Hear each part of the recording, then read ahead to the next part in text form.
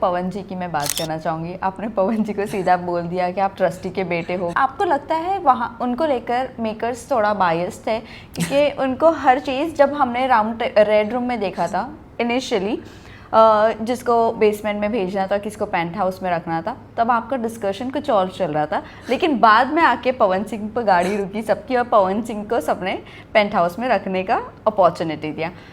तो आपको लगता है मेकर्स बायस्ड है? मुझे लगता है वो हम लोग को डिसीजन हम लोगों का था, मेकर्स का नहीं था। तो पवन सिंह को लेकर आई थिंक सब लोग इसलिए बायस्ड थे क्योंकि वो बहुत बड़े स्टार हैं, वो एक बहुत बड़े ओहदे पर हैं। मुझे ये दुनिया नहीं समझ में आती है and I am quite an observer and I think मुझे एक हफ्ता तो सिर्फ ऑब्जर्व करने में लग गया कि क्या चल रहा है। हेलो एवरीवन, मैं हूँ आपकी होस्ट समीरा और आज हमारे साथ है Ahana. So Ahana, firstly welcome to viral biryani. Thank you so much Samira. How are you? I am great, thank you. How are you? I am good, thank you so much. पर ये बताइए किस तरह का एक्सपीरियंस था आपकी पूरी मूवी की जर्नी के बाद? आपने पहला रियलिटी शो किया और उसके बाद भी लोगों ने वहाँ पर आपको समझा नहीं, ना आपकी बात समझी, या तो समझकर आपको समझना नहीं चाहते थे, कुछ ऐसा हो रहा था। क्या कहना चाहोगे आप? मैं बस इतना बोलूँगी, कुछ तो लोग कहेंगे, लोगों का काम है कहना। मैंने काफ़ी ऐसे मुद्दे हैं जहाँ पर अपने लिए खड़ी हुई हूँ, क्योंकि मैंने देखा कि काफ़ी लोग एक दूसरे का पक्ष रखते हैं, लेकिन मेरे लिए कोई पक्ष नहीं रख रहा था और मैं अपने लिए खुद खड़ी हुई हूँ। तो आई डोंट थिंक कि मुझे किसी की ज़रूरत थी। मिसअंडरस्टूड येस, बिकॉज मुझे पहले हफ्ते में तो समझ में ही नहीं आ रहा था कि हो क्या रहा है शो के दौरान। फिर एक पूरा एक ग्रुप बन गया था और मुझे अलग कर दिया था उस ग्रुप से, और ये काफ़ी मतलब दिखाया भी गया था, काफ़ी हाईलाइट किया गया था कि वो अलग बैठी हुई हैं, एक पूरा ग्रुप अलग बैठा है, उनके बारे में चर्चाएं हो रही हैं। तो पता नहीं मैंने ऐसा क्या कर दिया था that I was such a threat to so many people. Misunderstood का मुझे नहीं पता, बट आई थिंक मैं एक ऐसी इंसान हूँ जो बहुत ईजिली ओपन अप नहीं होती हूँ to people I don't know. And I think in a format like this, जहाँ पर लोग इमीडिएटली दोस्तियाँ बना लेते हैं, इमीडिएटली दुश्मनियाँ बना लेते हैं, आते ही या तो फिर झगड़े कर लेंगे या तो फिर आते ही गहरे दोस्त हो जाएंगे। मुझे ये दुनिया नहीं समझ में आती है and I am quite an observer and I think मुझे एक हफ्ता तो सिर्फ ऑब्जर्व करने में लग गया कि क्या चल रहा है। और उसमें भी आपको मिसअंडरस्टूड किया है। That's all right. I don't expect anyone to understand. Do you regret participating in this show? Not at all. Absolutely not. I think it's been a life-changing sort of an experience for me. मैं बहुत comfortable रहती हूँ actually. मुझे पता है कि मुझे theatre करना है तो मैं अपने plays करती हूँ, अपने रिहर्सल्स करती हूँ। फिर मुझे पता है कि मैं फिल्म्स में काम करती हूँ, तो मुझे वहाँ पर पता है कि रिहर्सल्स होती हैं, फिर आप शूट पर जाते हैं। फिर जब आप शोज़ करते हैं वहाँ पर भी आपको पता है कि आप शोज़ में जा रहे हैं। आपको एक सेट ऑफ पीपल के साथ रहने की आदत हो जाती है। So it's very discomforting, it's very discerning जब आपको उस कंफर्ट जोन से बाहर निकल के ऐसे लोगों के साथ रहना पड़ता है जिनसे आप कभी लाइफ में ना मिले हैं, ना आगे मिलने की कोशिश भी करेंगे। मतलब ऐसे लोगों के साथ आप बैठते उठते हैं, सोते हैं, खाते हैं, पीते हैं, जिनसे आपका कोई लेना देना ही नहीं है, जिनका आपके प्रोफेशनल लाइफ के साथ कोई इंटरसेक्शन ही नहीं है, आप कभी उनसे नहीं मिलने वाले हैं। So I feel like there are many people like this who are going to meet you in a format like this, और आप उन सबसे कुछ ना कुछ सीख के निकलते हैं।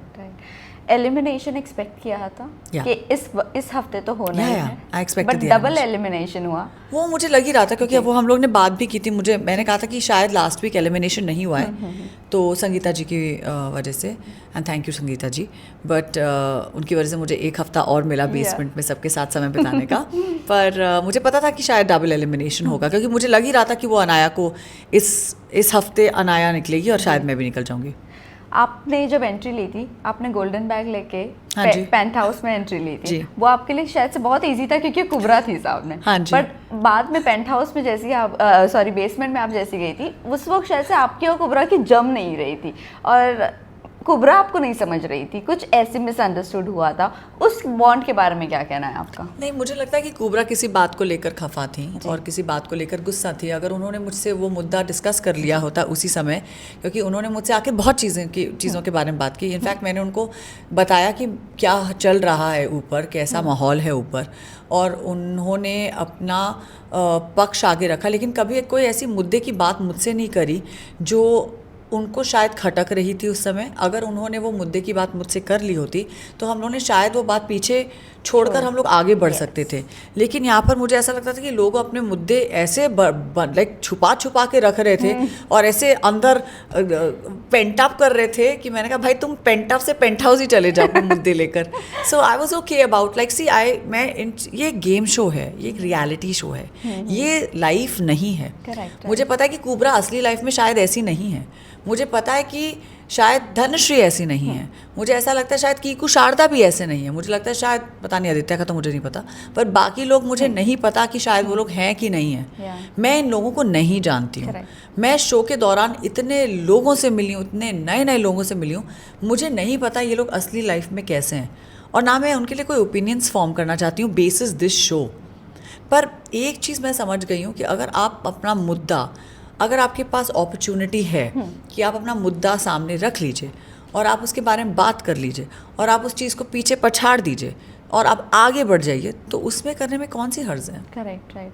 हम मोटी मोटी अगर बात करें आपके बीच में जो भी 2 कंटेस्टेंट्स के रिलेटेड हुई, पहले तो पवन जी की मैं बात करना चाहूँगी। आपने पवन जी को सीधा बोल दिया कि आप ट्रस्टी के बेटे हो गया, और वो खुद समझ नहीं पाए कि क्या हो गया। समझ पाई और वो खुद समझ आ ये कहाँ से आया, मतलब क्या दिमाग में चल रहा था आपने जो बोला। और बट आपको लगता है वहाँ उनको लेकर मेकर्स थोड़ा बायस्ड थे, क्योंकि उनको हर चीज़, जब हमने रेड रूम में देखा था इनिशियली, जिसको बेसमेंट में भेजना था, किसको पेंट हाउस में रखना था, तब आपका डिस्कशन कुछ और चल रहा था, लेकिन बाद में आके पवन सिंह पर गाड़ी रुकी सबकी और पवन सिंह को सबने पेंट हाउस में रखने का अपॉर्चुनिटी दिया।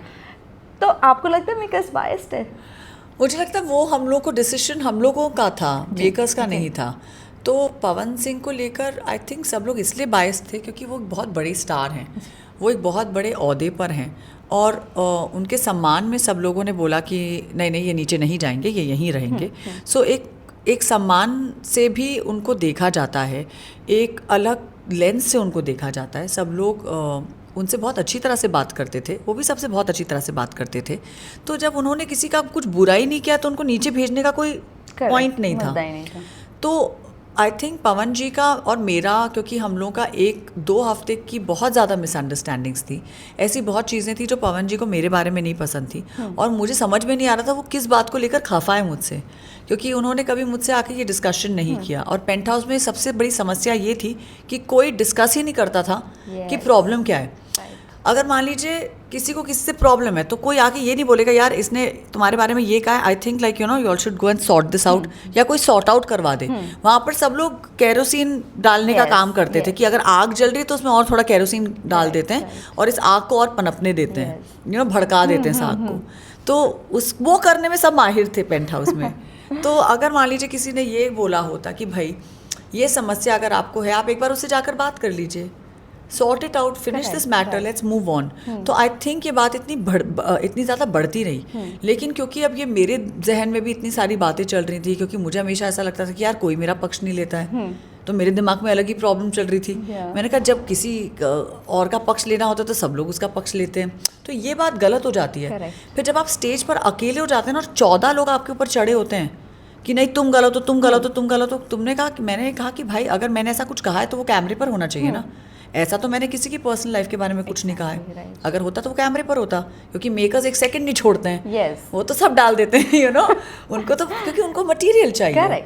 सो I said if I have not said anything about anybody's personal life, then why am I being project into that light, and why is this being brought up and right now at this time. So I understand, क्योंकि आकृति एक reality show करके आई हैं, एक नहीं 2 reality shows करके आई हैं, तो उनको पता है कि कौन सी चीज़ कब उठानी है। शी इज़ क्वाइट वो काफ़ी माहिर है इन चीज़ों में। तो भाई मुझे तो समझ में नहीं आया for the life of me, मैंने कहा हुआ क्या यहाँ पर।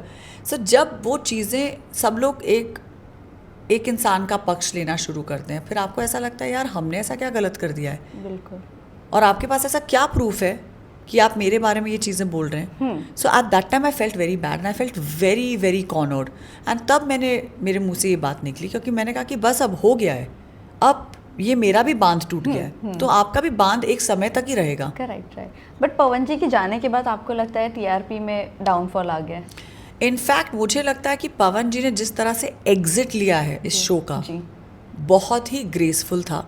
इन 14 कंटेस्टेंट्स को, या सॉरी अपने आप को नहीं काउंट करूँगी क्योंकि मैंने सबको जाके सॉरी बोला है निकलने से पहले, पर इन 13 कंटेस्टेंट्स को उनसे एक सीख मिलनी चाहिए। वो लोग इतना मित्र करते हैं, इतना करते हैं, पवन जी से सीखिए, पवन जी से सीखिए कि एंड में जाके सॉरी कैसे बोलते हैं। पवन जी से सीखिए, आपके ही दोस्त हैं, अगर आपके रोल मॉडल हैं तो उनसे सीखिए कि वो इतना बड़ा जीवन जीकर आए हैं, और उन्होंने ये आपको सीख आपको उनसे मिलनी चाहिए कि जब आपने किसी का दिल दुखाया है या किसी ने आपका दिल दुखाया है तो सामने से सॉरी बोल दो, हम भी सॉरी बोल देंगे, बात को वहीं पर रफा दफा करो and let's move on. Sorry बोलने के बाद बकवास मत करो। करेक्ट। एक बार सॉरी बोल दिया तो सॉरी बोल दिया, और उस बात को मतलब उस पर टिको। Correct. Because that's what the world is and that's where we are heading. Of course मुझे लगता है टीआरपी में काफ़ी फॉल आया है क्योंकि पवन जी के एग्जिट के बाद मुझे लगता है कि शो लोग देख रहे हैं, ऐसा नहीं है शो नहीं देख रहे, क्योंकि अब ये सब कैरेक्टर्स हमारे साथ जुड़ गए हैं। मैंने अभी तक नहीं देखा है पर मैं सुनती रहती हूँ सबसे, मेरे एल्गोरिदम में पूरा सिर्फ राइज एंड फॉल ही चलता है। But I think it's a very interesting format. अगर लोग अपने पर्सनल वेंडेटास और अपने पर्सनल प्रॉब्लम्स पीछे रख के शो पे और स्ट्रैटेजीज पे ध्यान दें तो actually this is a really fun format. Okay, well आपने एंजॉय किया वो तो बढ़िया है, बट इसी के साथ साथ और 2-3 बातें हम जानना चाहेंगे। धनश्री, डायरेक्टली मैं आपसे ये चीज़ पूछना चाहूँगी, आपने धनश्री के बारे में जो बात की थी, उनके कैरेक्टर को लेकर बात की थी, आपको लगता है कि वो सच में इस शो को इसीलिए चूज़ किया उन्होंने, ना कि लोगों को उनका रियल फेस बताने, बट वो सिंपैथी कार्ड और विक्टिम कार्ड खेलने आई है? ये सवाल आपको धनश्री से करना चाहिए, मुझसे नहीं। आप शो में नहीं हो रहा इसीलिए, क्योंकि हमने उनका रोना बहुत देखा है इसीलिए। वो रोती हैं, उनको शायद रोने का शौक है, तो मुझे नहीं पता वो क्यों रोती रहती हैं हर चीज़ पर, मुझे नहीं पता, क्योंकि मेरे सामने वो एक ही बार रोई हैं उस बात को लेकर, और वो कोई सुनने के लिए तैयार नहीं था। तो मैंने कहा कि जहाँ पर लोग सुनने के लिए तैयार नहीं वहाँ पर मैं आगे बोलती नहीं हूँ। तो अगर उनको, और मैंने उनसे जाकर बात भी की थी, अगर उनको मुझसे कोई समस्या थी तो उनको वहीं पर वो बात कर लेनी चाहिए थी और मैटर वहीं पर ख़त्म कर लेना चाहिए था। सो आई फील दैट अगर धनश्री को विक्टिम कार्ड खेलना है या अपनी पर्सनल बातें इस शो के दौरान डिस्कस करनी है, वो उनका कॉल है। आई can not comment on this and I would not like to comment on this because हर चीज़ का एक रेपोकशन होता है। जब आप अपनी पर्सनल लाइफ इतनी आउट देयर डिस्कस करते हैं, ये चीज़ें कहीं ना कहीं कभी ना कभी आपको आकर हिट करेंगी and it would not be nice. So I think that's really her personal call, I can not make और comment on that. Okay, well Kiku ji और नैन की अगर मैं बात करूँ तो आपको लगता है कि अरबाज जिस एग्रेशन में खेल रहे थे वो सिर्फ अपना ही गेम देख रहे हैं, वो किसी और को नहीं देख रहे हैं, और उन्होंने भी इनफैक्ट रियलिटी शो कर आए हैं तो उनको भी सारी चीज़ें पता है।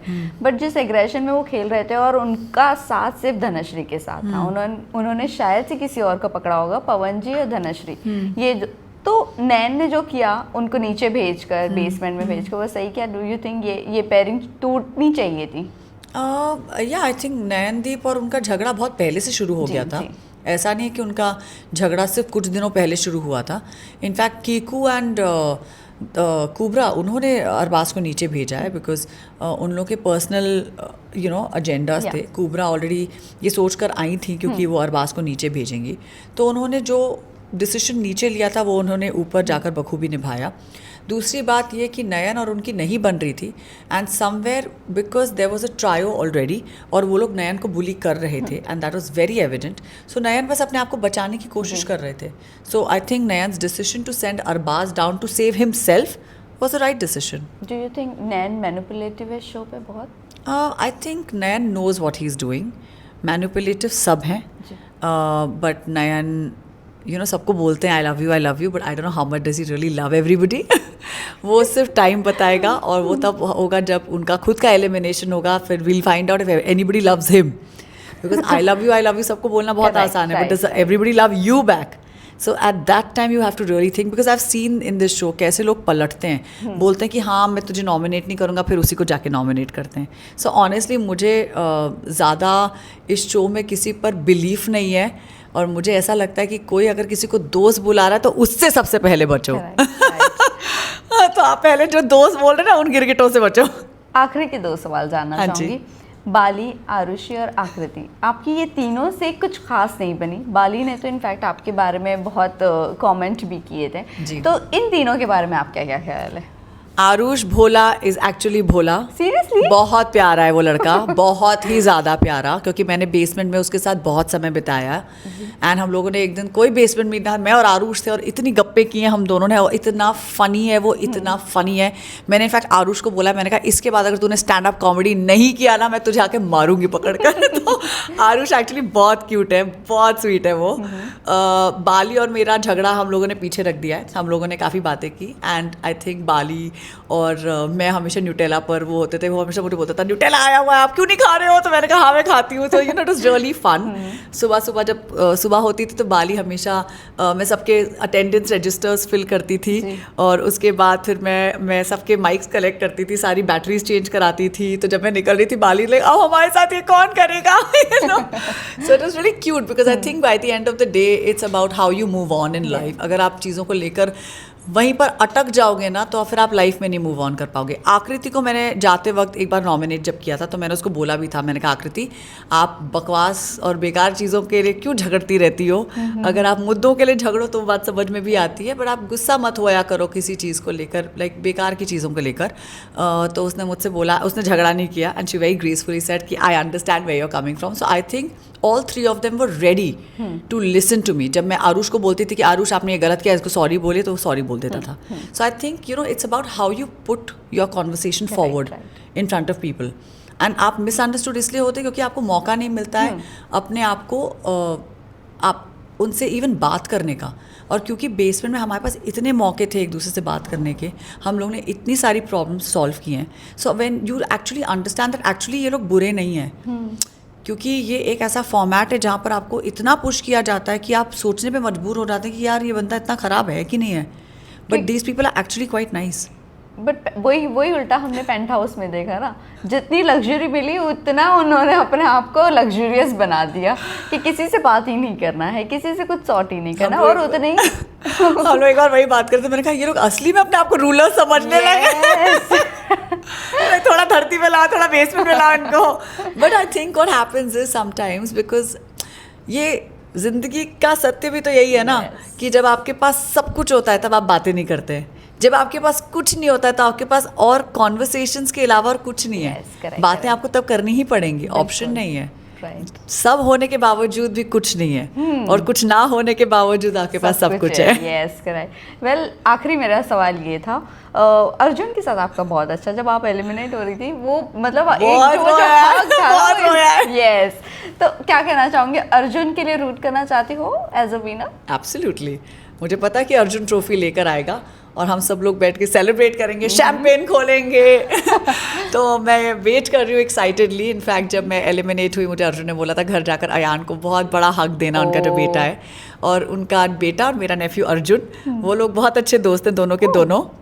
मैंने नेहा के साथ लंच भी किया था, एंड नेहा बहुत इमोशनल हुई थी, and she did a very sweet post on me, and she was like कि यू नो मुझे बहुत अच्छा लगा है कि तुमने अर्जुन को इतना सपोर्ट किया। मैंने कहा he also supported me, and friendship really works both ways. हम लोगों ने कोई दिखावा नहीं किया, क्योंकि मैंने वहाँ पर इतनी दिखावे वाली फ्रेंडशिप्स देखी हैं, और मैंने ऐसे ऐसे लोग देखे हैं जो ऐसी ऐसी बातें करते हैं एक दूसरे के बारे में, और फ्रेंडशिप के नाम पर सच्ची कलंक हैं।